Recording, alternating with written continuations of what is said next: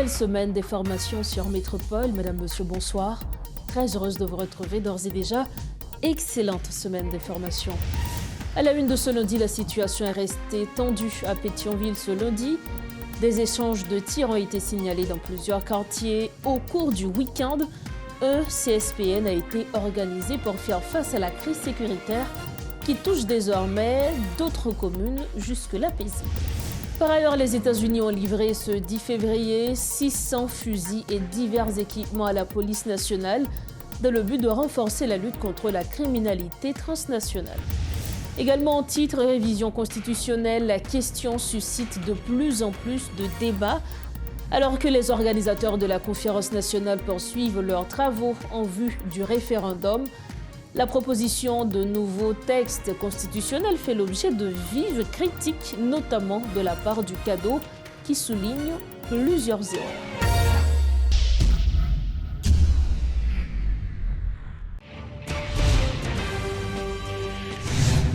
Bienvenue au développement des titres de l'actualité. Alors que les attaques massives ont cessé dans certaines communes de la région métropolitaine de Port-au-Prince, des tirs ont toutefois été entendus dans plusieurs quartiers de Pétionville.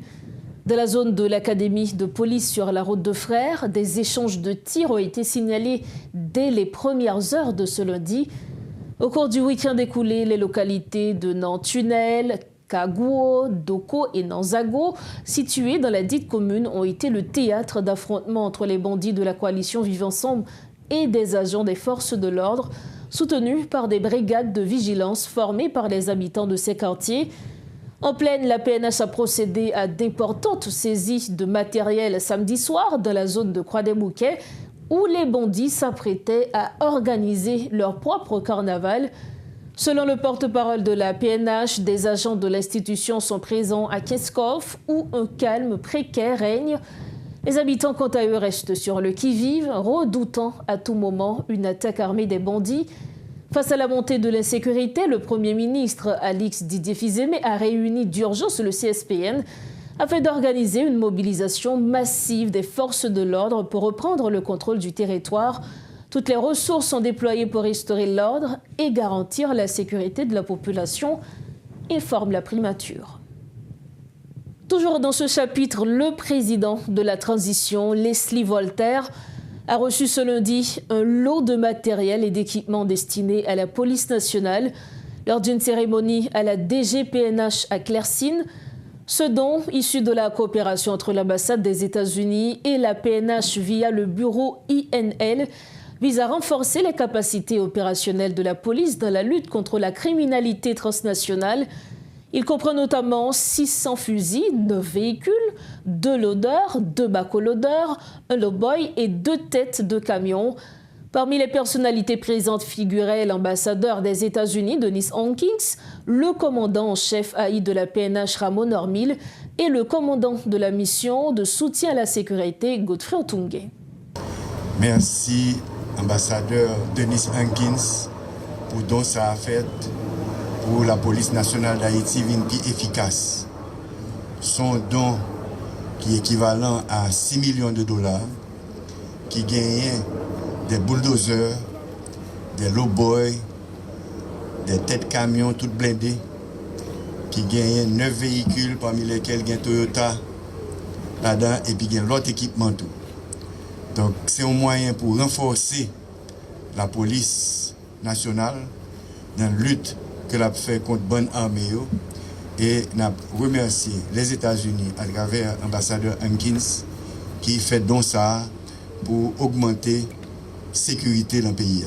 On laisse le chapitre sécuritaire pour parler de l'affaire Jovenel Moïse. Martine Moïse, veuve de l'ex-président Jovenel Moïse, interpelle le président américain Donald Trump sur X, lui demandant de déclassifier les documents du FBI et du département d'État relatif à l'assassinat de son mari le 7 juillet 2021, comparant le sort de son époux à celui de Donald Trump à raison de leur réforme économique controversée. Elle affirme avoir survécu à plusieurs tentatives d'assassinat depuis le drame. Selon elle, les responsables du crime contrôlent aujourd'hui le gouvernement et collaborent avec des gangs. Elle plaide pour la nomination d'un Premier ministre conformément à la Constitution haïtienne afin de restaurer l'ordre et organiser des élections.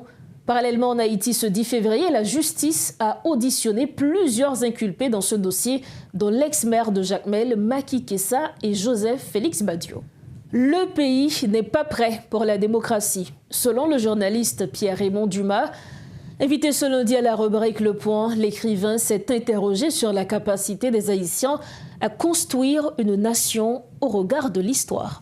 Nous écoutons un extrait de son intervention. Est-ce que nous sommes capables d'arriver, nous-mêmes là en Haïti, après 39 ans, sortir de la dictature, et puis pour entrer dans ce là, il n'y a pas de dictature, il n'y a pas de démocratie. Nous avons un système politique que nous avons expérimenté qui pas démocratie selon nous-mêmes. Il n'y a pas de démocratie et il n'y a pas de dictature. Il n'y a pas de dictature. Moi-même, je préparé en 86 et 2026, là, m'a fait un livre, le livre avec un L majuscule de la démocratisation chaotique. C'est que, de manière scientifique, il y a des courants, il y a les courants institutionnalistes, il y a plusieurs courants. Ça veut dire que qui mettait l'accent sur l'autre fait démocratie, et du moins l'autre transforme mon pays, qui mettait l'accent sur les institutions. Ça veut dire qu'il faut créer une institution qui peut garantir l'ordre républicain, qui peut garantir le fonctionnement institutionnel. Oh oui, justement, voilà le mot. Donc, nous ne pas arriver à faire ça. Donc, tout côté où on fait démocratie, que ce soit au Chili, que ce soit dans un pays, n'a pas l'Espagne là, c'est que nous avons créé une institution, et ces institutions viennent injecter par des personnalités, par des ressources humaines, qui, de génération en génération, l'institution, c'est des normes. Hein? Alors, on va être important, pour ajouter aux téléspectateurs et aux auditeurs, il faut des normes aussi. Des normes de droit, côté tout le monde accepte et respecte. Parce que c'est ça qui vient nous tout. En dehors de nous faisons plus l'institution, nous faisons ULCC, nous faisons ICREF, nous vivons avec deux chambres. Mais nous sommes loin de la transition. Voilà. Donc, une institution que nous fait faillite, nous ne pouvons jamais arriver à créer un conseil électoral permanent. Nous ne pouvons jamais arriver. C'est un élément et qui renforce ça, m'a dit, explication m'a fait en matière de. C'est que, qui montre que l'échec des pages Jean-Claude là, à nos jours, c'est l'absence d'une institution, d'un collège électoral permanent. Moi, je crois que, nous sommes beaucoup prêts pour la démocratie. Nous allons demander enragé. Nous sommes beaucoup prêts pour la démocratie. Donc, s'il n'y a pas de démocratie, il n'y a pas d'institution. Et institution qui c'est des ressources humaines. Ah ouais, c'est ça, parce que quant à nous, ce n'est pas la loi de pas manquer dans notre pays. Et à la limite, même pour créer des institutions. Mais c'est que nous ne les respectons pas, nous ne les appliquons pas. Donc on ne peut pas dire que, parce que vous rappelez qu'il y a une multiplicité de partis politiques qui fait nos réunions et le show entre les Laurent Lamotte pour le tomber, etc., et Vince pour le monter. Oui, juste pour négocier pouvoir, fait parti politique, en veux-tu, en voilà. Donc les partis politiques se ramassent à l'appel en Haïti. Donc voilà un deuxième marqueur qui expliquait échec transition, parce que la démocratie se nourrit de partis politiques. Donc c'est peut-être à dire que nous ne sommes pas prêts pour la démocratie. Hein. Ça veut dire quoi? Pierre-Raymond Dumont veut dire qu'il faut investir dans l'éducation, il faut qu'on masse critique de monde qui est éduqué. Dans un tout autre registre, une première journée d'assises sur la conférence nationale s'est tenue ce lundi autour de plusieurs thèmes, notamment la survie et la prospérité de la nation, le contrôle des menaces à la paix et à la sécurité, ainsi que le projet de révision constitutionnelle. Les échanges ont réuni différents secteurs de la vie nationale, tels que la société civile, les Madonsara, les femmes, le secteur du transport, les défenseurs des droits humains, la PNH et les collectivités territoriales, entre autres.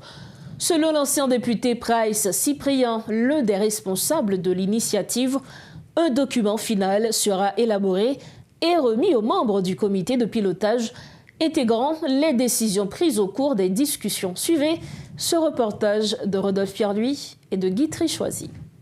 Après les 4 assises qui se sont déroulées dans les villes de province, notamment les CAI, il s'agit à présent de celle de la capitale, autour de divers thèmes selon le député Price Cyprien. Moi-même, le groupe PAMNAN a discuté sur la réforme constitutionnelle. Dans la constitution, qui ça mounio avec pas de marché droite, qui ça autant aimé changer dans la constitution, qui gens nous capables d'avancer.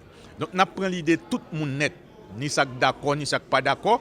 il y a une question sécurité qui débattre là, il y a une question qui ça nous a mettre, qui élément nous a mettre pour permettre Haïtiens reconnaître tête en tant que monde, côté nous vivre sur un territoire, sur un pays, côté nous avons des dirigeants qui respectent qu'est-ce l'État, qui respectent l'État, qui respectent les citoyens. Cet échange réunit quasiment toutes les couches de la société haïtienne, des membres du secteur privé, des femmes, du transport en commun, des droits humains, des collectivités territoriales, entre autres. Plusieurs éléments, assises yo chita sous, non seulement sous texte constitution, sous révision constitutionnelle là, sous question parti politique yo, et yo tabli tout sous question gouvernance. Question gouvernance qui est très mal abordée dans le pays.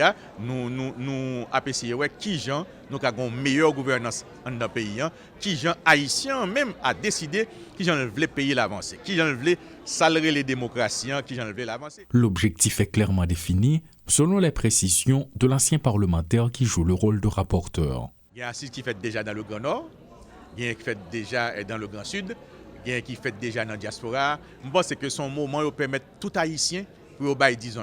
Bon, c'est vrai que yo pas capable rencontrer chaque haïtien, mais il y a des groupes des organisations qui ont invité qui vont représentants yo porte-parole qui vont dire mais qu'est-ce que tu discuté dans assise là, mais que ça nous-mêmes nous bailler comme disons dans assise là. Je pense que son assise qui couvrir tout pays, c'est pas pratiquement tout pays en net. Un document administratif sera produit à la fin des échanges en vue de l'acheminer aux membres du comité de pilotage qui, de leur côté, s'assureront des suivis nécessaires.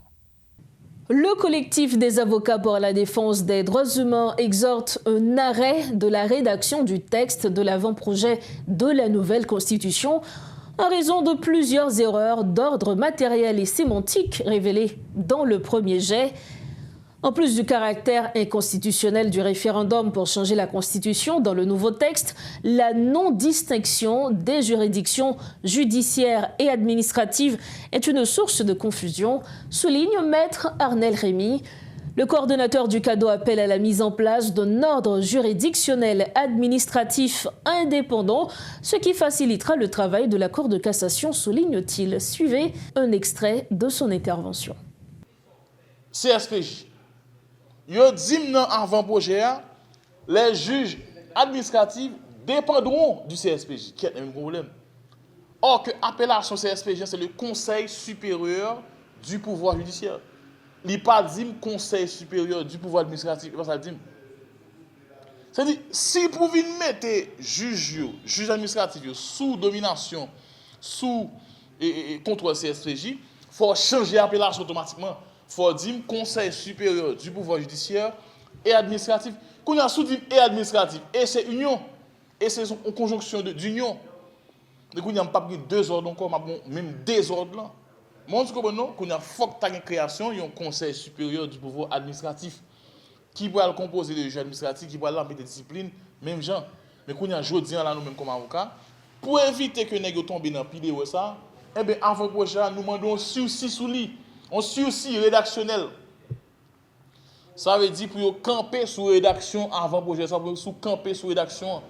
Non seulement les grands piliers au matériel là-dedans, les grands piliers au sémantique, et les grands piliers en disant sens pour nous comprendre l'objectivité de travail ça, eh bien, il peut poser problème parce que ils n'ont pas consulté comme avocat, ils n'ont pas consulté l'autre secteur CSPJ, etc. Donc, il a fait travail à porter devant, il a porté bourré. Donc, nous-mêmes nous disons non. Nous dénoncer et nous demander, nous penser que tu as campé. Nous pensons que tu as campé sur ça pour permettre que nous ayons une bonne justice, nous ayons une distribution de bonne et saine justice. Donc, qui s'allie, le comité consultatif va trop vite en besoin. Et dans la section qui parle de pouvoir judiciaire, ils ont mélangé les choses parce que nous-mêmes, comme avocats, nous pour la création d'un ordre juridictionnel administratif indépendant qui va gagner tout tribunal. Donc, ou pas cap judiciaire ou mélanger l'administratif. Donc, c'est dans ça nous dit, avant projet ça, il faut camper sur l'action pour permettre que repenser chapitre ça, partie ça, pour améliorer et peut-être porter de changements à l'avenir. Nous pas d'accord avec le référendum, c'est vrai, mais cependant, ça ne va pas empêcher de faire analyse, ça ne va pas empêcher de problématiser ça pour nous porter conseil à un monde qui fait partie du comité consultatif indépendant. Pour refermer la page nationale de ce journal, Haïti aura son carnaval malgré la multicrise. Sous le thème Haïti debout, Haïti campé, le ministère de la Culture et de la Communication a lancé l'édition 2025 du Carnaval national. Cette manifestation culturelle prévue du 2 au 4 mars 2025 à Fort-Liberté suscite des débats en raison de son budget de 536 millions de gourdes, soit plus de 4 millions de dollars. L'initiative vise à renforcer l'unité nationale en période de crise avec la participation de plusieurs ministères et la présidence d'un comité expérimenté selon les dirigeants. En dépit des tensions liées à l'insécurité, le carnaval demeure un moment essentiel de célébration culturelle et d'espoir pour le pays, ont-ils souligné. Ce journal touche à sa fin. Avant de partir, le rappel des principaux titres à la une. La situation est restée tendue à Pétionville ce lundi. Des échanges de tirs ont été signalés dans plusieurs quartiers. Au cours du week-end, un CSPN a été organisé pour faire face à la crise sécuritaire qui touche désormais d'autres communes jusque-là paisibles. Par ailleurs, les États-Unis ont livré ce 10 février 600 fusils et divers équipements à la PNH dans le but de renforcer la lutte contre la criminalité transnationale. Et puis, révision constitutionnelle, la question suscite de plus en plus de débats. Alors que les organisateurs de la conférence nationale poursuivent leurs travaux en vue du référendum, la proposition de nouveaux textes constitutionnels fait l'objet de vives critiques, notamment de la part du CADO, qui souligne plusieurs erreurs. C'est ainsi que nous refermons notre première édition de ce journal pour cette semaine. Merci infiniment à vous de l'avoir suivi. Merci également à toute l'équipe qui a rendu possible cette édition. Restez branchés Métropole, on se retrouve bientôt. Bonsoir.